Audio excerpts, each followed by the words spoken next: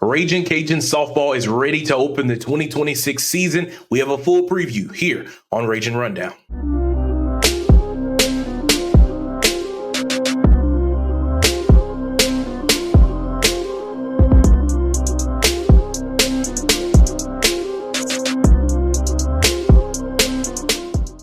What's good, ladies and gentlemen, and welcome into another episode here on Ragin Rundown. I'm your guy, Jamarcus Fitzpatrick, but you can always call me Fitz. If this is your first time making it here to the YouTube channel, please smash that subscribe button down below and leave a comment as well, because that helps us to grow this channel and then share it with someone else. If this is your first time listening, please follow the podcast feed wherever you get great podcasts, just like this one, so you know what's going down. And this is the podcast where you will get a chance to know about all UL sports. And lately we've talked about football and basketball, but now we are transitioning over to what is known as crossover season in the sports world. And it is time for Diamond Sports, including UL softball, who is set to open the season this weekend with the 40th annual Louisiana Classics. That will be on Friday of this week. That will be February the 6th, as the Ragin Cajuns will host the 3-day event. They will play in 4 games over the weekend. That begins on Friday for them as they open against Tulsa at 3:30 and then Jacksonville State at 6 o'clock that night. So let's recap last season. And obviously it's one that a lot of Cajun fans will probably want to forget, because there was a slight step back for this team. They finished the year at 29-25 overall. They were 14-10 in conference play. And the long-standing conference winning streak that dated back to 2013, I think it was snapped in the first Sun Belt Conference series of the year. And the finish that this team had was, I guess you could say, the worst since 1998 in terms of the number of wins and losses, because looking back over the years, obviously Louisiana has been such a successful program in terms of competing at the softball level. I mean, the lowest number of wins, I guess, if you count the COVID season that was canceled, the 2020 season, those 18 wins, but they were 18-6, 2-1 in conference, and were poised to go on a deep run and maybe even to the Women's College World Series. But other than that, this was a team or a program that averaged well over 40 wins, multiple 50-win seasons, and then a 60-win season there in 2004. So the last time that the Cajuns had under 30 wins was 1988, when Yvette Girard was the head coach. And the last season where they did not make a regional, which they didn't in 2025, was 1998, back when they were USL. And they were an independent school at that point. So it's a very long time. But now you enter 2026, and the page is definitely trying to be turned. And we got a chance to speak with the players and Coach Habetz here on Monday with my day job at KATC. We got a chance to speak with Coach and the players about getting back to that standard of Ragin Cajun softball. In the first year, you want to gain trust, and I think that takes time. It's not like just a magic potion where you can say, hey, trust me. I think you have to earn that. So I think maybe at times I may have been maybe a little lenient in the sense of because it was important for me to convey to them that I cared about them as people first. So to come in and just lay down a hammer, and they don't trust you, then I think that kind of works backwards. I think they need to know that they're loved, valued, and appreciated. And that's really important to me, that they all know that from 1 through 22, whether they're the 4-time All-American or the pinch runner, that they know they're valued, loved, and appreciated. So I think that takes time and investment. But I think, again, having 14 returners, they know that.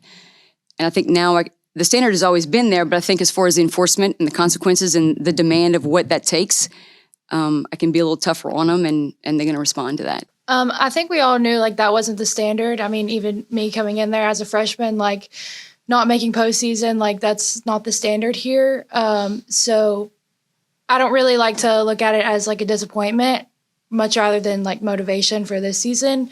But yeah, it definitely we've talked about it, and I think it's good motivation going into this season. Yeah, kind of like Emily said, we're going to use it to put in the work. Like, we know where we're at now and we know what it takes to get there, and we're going to use it as motivation to put in the work and get better and get to the standard where we need to be. So in terms of a roster, Louisiana has 22 players on it. They could have up to 25 per the NCAA, but they have 22 players. 14 of them are returners. 5 of them are incoming freshmen, and they have 3 transfer players coming in as well. Those 3 transfers are Kennedy Marceau, who is a Kaplan native, so a local girl that you're getting to come back home that was at Alabama. Obviously, I'm sure Alyson Habetz had played a part in doing some recruiting with her, I'm almost certain, and now gets her to join her at her alma mater, and for Kennedy for her hometown team. The second transfer that they're bringing in is Madison Manning from LSU, who is a junior. And the final is Julianne Tipton, who is a pitcher that comes from Arizona State. Now, all 3 of these transfers don't have a ton of playing experience. Obviously, Tipton comes in with 3 years of eligibility. So was a very young player, had a few appearances there at Arizona State. Kennedy Marceau, kind of the same thing there at Bama. And then, Madison Manning, Maddie Manning, as Coach Habetz likes to call her, comes from a program in LSU that has hosted regionals before. So has UL, but we talked about in previous episodes, in order to continue to build a winning program, sometimes you have to, when you're going into the portal, going and getting players from winning programs, so some of that residue can rub off and can permeate to some of the rest of the players that you have on your roster. So that's kind of what the layout looks like. In terms of preseason rankings, Louisiana was picked to finish 3rd in the preseason rankings by the Sun Belt Conference. They got 1 first place vote and 109 total votes that they received. And they had no all Sun Belt players mentioned in the preseason, which that's something that has not happened, that I'm certain, in a very, very long time. So this team has a bit of a chip on their shoulder, and, they're feeling as if, people have kind of overlooked them now. And obviously, it's because of the way that they produced things last season, but this is a new year and a new opportunity for them. So Coach Habetz talked about some of those transfers that this team brought in and what they could potentially bring in to the table for this new year. Yeah, it's been fun. I mean, Julianne Tipton is the only one who isn't from Louisiana. She's from Tennessee, a transfer from Arizona State. A great addition, just has some really good pitches and has, again, competed at a high level. But the other 2, Maddie Manning and obviously Kennedy Marceau, they're Louisiana girls, so the culture piece is, they adjust well to that. But I think, coming from Alabama and then coming from LSU, maybe not getting as much playing time as they may have had here. I think the mental part of that, has been a growing process of the need to be perfect and the need to have success right away. So I think watching them work through that, and now like this last week to see like Maddie Manning is really starting to hit the ball. I mean, I knew in the beginning just based on her swing that she had talent and could hit, but now watching her do it, it's really special. And Kennedy Marceau too, I think it comes to a point in time where they just decide, okay, can I just swing hard? I said, swing hard, you might hit it, swing hard, but don't get shortchanged. Don't go up there with a passive mentality that I just got to make contact. So again, hitting is a tough thing mentally, but I think it's mentally just letting them know that they're free to fail and I get to do this. I don't got to do this. So the big question is, what's this lineup going to look like? Who are going to be some of the players that are in the mix that are hitting? And, some of the players that they brought in, obviously, through the portal, and then obviously returning back, and then also through what they brought in their freshman class, is that they are able to now build around Emily Smith. Last year, you didn't have as many power hitters as what you were used to having in the past. And it almost felt at times as if Emily Smith doesn't get it done, then it may not get done, because you were playing a lot more small ball. And you still have some of those pieces that are in the mix, like a Deja Williams, who's very fast and athletic. But you have some more power there in your lineup. So for the Cajuns Fan Day on Sunday, I'm recording this episode here on Monday, but so yesterday they had their fan day where fans were able to come in, get autographs, meet the players and all those things like that. And afterward, they scrimmaged. And this was the first time that I got a chance to watch them in person. They did have fall ball, but I missed those games and covering football and all those different sports like that. So I wasn't able to get out and make it. But I was able to put my eyes on their black and red scrimmage that they had with each other. And what the lineups looked like was Lexi Delbray was your first pitcher that ran out, and I believe she will potentially be your Friday starter coming out against Tulsa to open the season. Then after that, you had Bethany Noble, and then after that, you had I'm looking at this roster and the lineup that they have it, and Coach has either their first name or like a nickname. And so because there are so many new faces that are going in the mix, sometimes reading through it can be difficult. So y'all bear with me on that as well. Bailey Mackles is the other pitcher that was able to go in. She's a freshman out of Slidell that pitched for the black team. At center field, it was Deja Williams. At second base, you had what she is favorably known by Coach as Money, but her name is Haley Hart, who is a freshman from Spanish Fort, Alabama, Spanish Fort High School, 5'5", freshman infielder. So she was at second base. At first base, Emily Smith returns there. You had Brooke Otto, who did not play last season due to injury, was at third. Left field was Lily Soto. Mia Lascano was at short. Kennedy Marceau was your catcher, and then Gabby Stutes was out in right field. I very much feel like this could be your day one starting lineup that will run out there on the field for you on Friday. And then on the red squad, you had Sage Hoover. They had a Sage Ryan on the team last year. Sage Hoover, that was a pitcher that was out for them last year, but she is back in the mix. And then Julianne Tipton. Center field was Aaron Ardwan. Second base was Mickey Watts. Was also a combination of Haley Hart and Mia Lascano that kind of did like a all-time, second baseman. They kind of just swapped back and forth because I think they wanted to see different, variations of how they flowed in and out of everything. At first base, they had Maddie. Let's see. This is where it can get tricky here.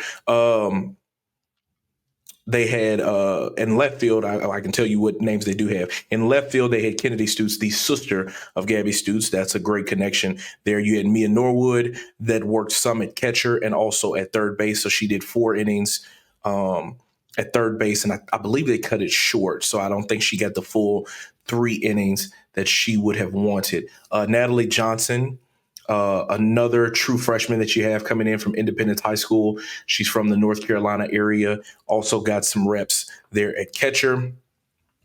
And then Maddie is what I'm looking for now on the roster. Madison Manny is what I'm going to assume that has to be, because that is the only Mad that they have on there. Madison Manny got into the mix at first and third base. I believe I said catcher already with Natalie Johnson.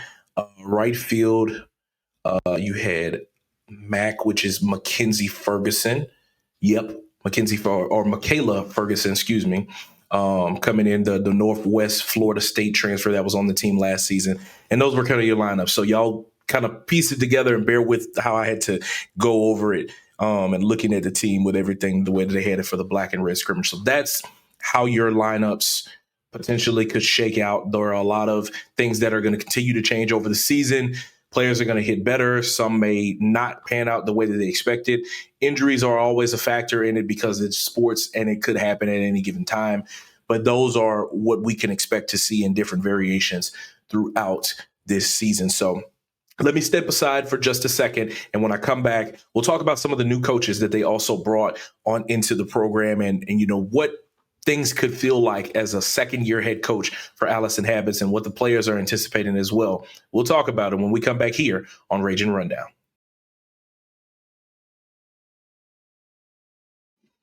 So Alyson Habetz enters her second season as head coach here for her alma mater, and it always means more to her personally. I've had time to spend time with Coach Habetz. You know, I had a chance to speak with her first before she had her introductory press conference, and she shed tears talking about how important it was to come back home and be a part of this program. And obviously coming in is always going to be emotional in that first year. When you have something like that, it's a great story. But then the game has to be played, and some of that not necessarily wears off, but now it feels even more so like, let's get down to business. Like, yes, I'm home. Yes, my people are here. They love me here. But now we have to go out and we have to win games. Okay, so they come in. Like I mentioned, they have those 14 returners. A lot of those players were able to experience that step back. You know, one players that you still have on the roster that was a part of some of that success is Cecilia Vasquez, who is now a senior, which I've been here long enough to see her play through her entire career. So she is somebody that had a chance to get a taste of what, you know, UL softball was when it was kind of at some of its best. And so now entering this second season, Coach Habetz has learned her lessons as a first-year and first-time head coach because she was an assistant at Alabama for 20 years, and now has learned some lessons here. And so it's a combination now of what she's learned coming into this new year and also what the players are able to adapt to her in this second year. And we asked them about that in the media availability on Monday. Yeah, I guess just in the athletes that we brought in, obviously you want to bring some more offense into the heart of the lineup. And then based on what we have returning, you know, I think those two things put together, I mean, we got Kennedy Morso from Alabama and Maddie Manning from LSU, who have some experience at high levels, and then Emily Smith returning. And then you have, you know, we have 14 returners, but there are 4 of those who were out last year, right? And 2 big ones of those is Lily Knox, who didn't play, who has a lot of pop in her stick, and Brooke Otto. So, you know, I think that alone, and then watching them develop over the fall and spring gives me a lot of hope that we're going to put up some cricket numbers this year. I think that'll be exciting to watch. So another part of the changes that were made or additions that have been made to the Ragin Cajuns softball program is along the coaching staff. Last season, in Coach Habetz's first year, they brought in Shelby Sensuri, a former LSU pitcher, to be the pitching coach. And you had Shelly Landry, who was coaching for her alma mater dating back to 2023, was a part of the team in 2013 to 2016. She was your hitting coach. Ultimately, Coach Habetz felt like a change needed to be made. Statistically, looking at the numbers, you know, UL was 126th in ERAs in the country. Their batting average was at 106 in the country, which was a 293. Their ERA in pitching, was 3.79, which was 126th in the country. Runs per game that they scored was at 4.24. That was 193rd in the country. And so, you know, sometimes this is the difficult part of sports, is that sometimes coaches are hired and fired, and it's a quick transition sometimes. And ultimately, these 2 young ladies are great people, but Coach Habetz felt like a change needed to happen. And so ultimately she went out and she made some changes. And not only did she make hires, but she decided to hire 2 men as her assistants in those positions. The first is Kyle Brady, who was hired back in September of last year. Before being with the Cajuns, he spent 2025 at Toledo. His pitching staff ranked top 5 in the MAC in both ERA and strikeouts. His senior, Sophia Knight, posted double-digit wins for the second straight year. The Knights had 111 strikeouts. They were the second most of, or Knight had 111 strikeouts, and they were the second most of her career. Before Toledo, he was at Chattanooga State Community College, where they won conference and regional titles. That run also included a trip to the NJCAA. There it is. NJCAA World Series 2022. He was the pitching coach at UConn. UConn went 20-4 in the Big East, and they won their first regular season title in 1997. So, like we talked about before, when you want to build a successful program, sometimes you need to pull from some person or some player that has been a part of success to integrate them in and let some of that winning residue rub off on your players. So Kyle Brady comes in and has his approach and how he's going to work with his pitching staff to try to ultimately turn things around and make this team a lot better than what they were last season. The other coach that Coach Habetz brought in was the hitting coach, Bill Shipman. He was hired in October of last year, and he has an analytical approach from what has been put out in his bio. And before he came to Lafayette, he spent 2 seasons at Western Michigan. He made an immediate impact there. His first season, WMU ranked top 10 all time in 6 single season offensive categories that included the 6th highest team batting average and 6th most doubles in program history. He would coach Peyton Kelly, who would be an All-MAC first team member. Senior Haley Boxwell earned All-MAC second team honors. He had 5 hitters to each top 20 RBI. That marked the first time that WMU had 5 players to reach that mark since 2017. WMU also won its first MAC championship berth since 2019. Before that, he was a part of the ASA and got to a championship, a 3rd place as Gold Nationals and 3rd place at PGF Nationals. So again, you're going and you're getting someone that has experience in being a part of success. Now, obviously, Shelby Sensuri and Shelly Landry had been a part of successful programs as well, but again, Coach Habetz felt like a change needed to be made, and she made that in her coaching staff. So I think they've been fantastic. They just bring a new energy and a passion and a joy and a love for the athlete. Kyle Brady with the pitchers, I mean, he works tirelessly in trying to figure out, again, the mindset of, because every athlete's different. They're not, you can't treat them the same. You can be fair, but it's not the same. Every athlete is motivated differently. So the key to coaching is finding out how to motivate each athlete. That's really the key to coaching. But then just how to fix things, how to tweak things. And he's just been great at that, and just how to, relating with the athlete. I think he's done a tremendous job. And then Coach Shipman also he's just so passionate about hitting, and he loves it. He's a little more like tough-minded, which is fun to have around because he's competitive. But our hitters have really responded well to him as well. And again, it's just a new energy and just a different viewpoint. Having 2 guys, I think with females, I think it's important to have the guy role model too, who can offer something that is a little bit different. So they've been great additions, both of them. Coach Gall, he has pitching experience, so he played baseball in the minors. So me and him are kind of alike with our mentality, kind of. So he's helped me a lot mentally and like my mental game and how to grow from failure. But yeah. I think it's really exciting to have, for me, this is my 5th pitching coach in college, which is kind of crazy to say, but just different sides of the game, just learning more and just having him on the mental piece. But I'm very analytical. I want to throw the ball here, hit this perfect spot. And he kind of helps me with that too. And he kind of matches my brain, because some people are don't overcomplicate it, but I like to make it complicated in a little bit. But I think he supports each of us in different aspects. Me and Lexi think completely different when we pitch, but he does good with both of us because he understands who we are as people and working with that.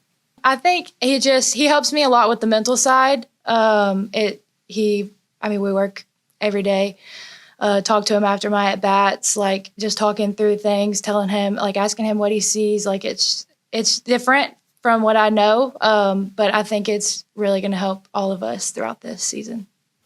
With everything that she has loaded in front of her, the 14 players of experience, the 5 incoming freshmen that could have an opportunity to make an early impact as well, and those 3 transfers as well, it should be exciting to see what the season will shake out for this Ragin Cajuns program.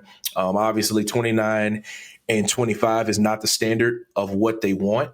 And so they will be looking to try to get back to those 40-plus win seasons and hosting regionals and trying to go on a run towards a Women's College World Series. So we will see. But the season begins, and we will be covering it all the way through, all the way to the end. So that is going to wrap up this episode of Ragin Rundown. If you've made it to this point in the video, thank you so much. Please do me a favor and leave a comment down below, because that helps us to grow the channel and because I love interacting with you guys. After that, please like the video, share it with someone else, and don't forget to smash that subscribe button. If this is your first time listening, go ahead and follow the podcast feed wherever you get great podcasts. Also, rate us and leave a review so we will know how well we're doing. Is it something you're liking? something we're not doing, whatever it is, please let us know so we can be able to continue to grow and gain here on Ragin Rundown. I'm your guy, Jamarcus Fitzpatrick. We'll see you guys next time.